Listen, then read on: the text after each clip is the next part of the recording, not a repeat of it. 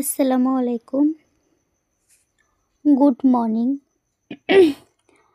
আজকের গল্পের পরের অংশ শুরু করছি। পাখি ও অরণ্যের প্রেমের এবার নতুন রূপ নেবে। চাঁদনি রাতের প্রতীক্ষা, পরের অধ্যায়।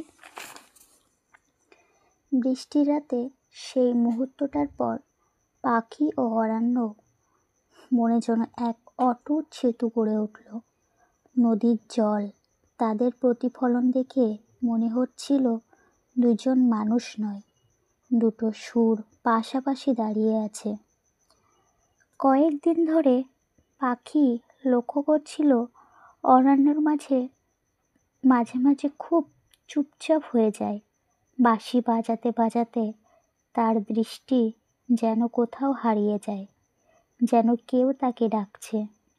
একদিন পাখি জিজ্ঞাসা করল, তুমি কি কিছু লুকাচ্ছ? তোমার চোখে মাঝে মাঝে ভয় দেখা যায়। অরণ্য হেসে বলল, ভয় নয়, বরং আমি এই শহরে বেশি দিন থাকবো না। পাখির বুকটা যেন থমকে গেল। কোথায় যাবে তুমি? অরণ্য নদীর দিকে তাকিয়ে বলল, আমি পাড়ি জমাতে এসেছি দূরে এক সঙ্গীত শিক্ষা কেন্দ্রে। বৃত্তি পেয়েছিলাম, কিন্তু এখানে এসে, তোমার কাছে এসে মনে হয়েছে আমি কি সত্যি যেতে চাই? পাখি কোনো উত্তর দিতে পারল না, শুধু তার হাতটা শক্ত করে ধরল। পরদিন অরণ্য জানালো, যাওয়ার তারিখ ঠিক হয়ে গেছে, আর মাত্র 7 দিন। পাখি রাতে ঘুমাতে পারল না। মনে হচ্ছে যেন নদীর জলে কেউ তাদের সময়টাকে ভাসিয়ে নিয়ে যাচ্ছে। সে ভাবল, ভালোবাসা কি এমন কাছে এলো আর চলেও গেল? পরদিন সন্ধ্যায় যখন নদীর ধারে এলো, পাখি বলল, তুমি যেতে চাইলে যাও, কিন্তু আমাকে না বলে থেকো না, কারণ তুমি যদি ফিরে আসো, আমি এখানেই থাকবো, এই নদীর ধারে। অরণ্য তার দিকে তাকিয়ে রইল অনেকক্ষণ। যদি না ফিরি? পাখির চোখ ভিজে উঠল।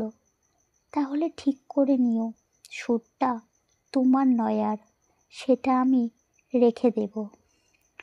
অরণ্য হেসে উঠল, কিন্তু সেই হাসিতে ছিল কাঁপন। সে বাঁশিটা পাখির হাতে দিল।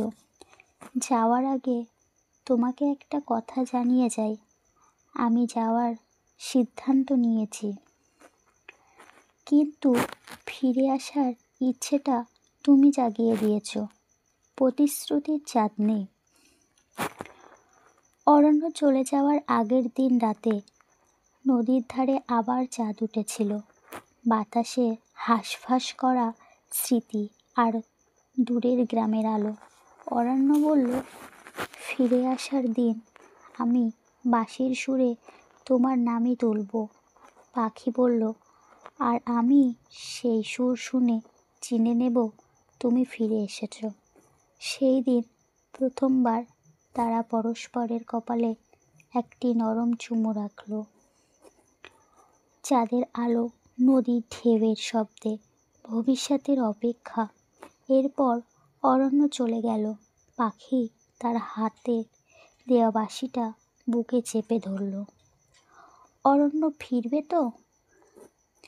পাখি মনে মনে ভাবল। দিনের পর দিন পাখির কেটে গেল। নদীর ধারে বাঁশির সুর নেই, শহর যেন নিস্তব্ধ। কিন্তু একদিন হঠাৎ দূর থেকে ভেসে আসতে লাগলো খুব চেনা এক সুর, যেই সুর নদীর জলে আলো ফেলছিল, যেই সুর চোখে স্বপ্ন জাগাতো। পাখি চমকে নদীর ধারে ছুটল। এবার সে শুধু সুর শুনছে না, পায়ের ধ্বনিও শুনছে, কাছে আসা বাতাসের শব্দও শুনছে। চাঁদ উঠেছে, নদীর জল ঝিলমিল করছে, আর সুরের দিক থেকে এগিয়ে আসছে অরণ্য। চোখে তার সেই প্রথম দিনের মতোই আলো, হাতে তার পুরনো বাঁশি। পাখি থমকে দাঁড়ালো, অরণ্য থমকে দাঁড়ালো। অরণ্য বলল, আমি ফিরবো বলেছিলাম, আর তুমি অপেক্ষা করেছ। পাখি দৌড়ে তার বুকে গিয়ে জড়িয়ে ধরল। সারা নদীর জল তাদের আলিঙ্গন দেখে হেসে উঠল। তো আজকের গল্পটি এই পর্যন্ত। এইরকম আরও নতুন নতুন রোমাঞ্চকর গল্প পেতে আমাদের চ্যানেলটি সাবস্ক্রাইব করে ভিডিওটিতে একটি লাইক করে কমেন্ট করো। এতে করে আমি উৎসাহিত হব আরও নতুন নতুন গল্প দিতে পারবো। তোমরা কীরকম পছন্দ করো, কীরকম গল্প শুনতে পছন্দ করো, তোমরা কেমন কী শুনতে চাও, যে কোনো বিষয়ে আমাকে কমেন্ট করো। আমি সেইভাবেই তোমাদেরকে গল্প দিতে চেষ্টা করব। তো কমেন্ট করো কেমন গল্প তোমরা শুনতে চাও। পরের গল্পের জন্য আমাদের চ্যানেলটি সাবস্ক্রাইব করো।